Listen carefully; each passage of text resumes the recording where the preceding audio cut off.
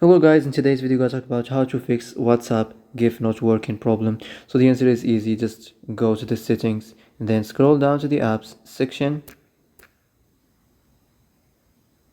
and then go to the search and search on WhatsApp, and now go to the storage, and here you will find this clear cache option. Click on it. Now you can go check it if it worked. If it didn't, you can try to restart your phone, or turn the Bluetooth off and turn it on, or turn the Wi-Fi off and turn it on.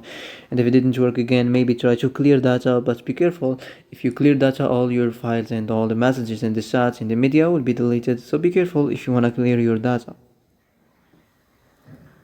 So that's it for today's video. I hope this is the answer you've been looking for.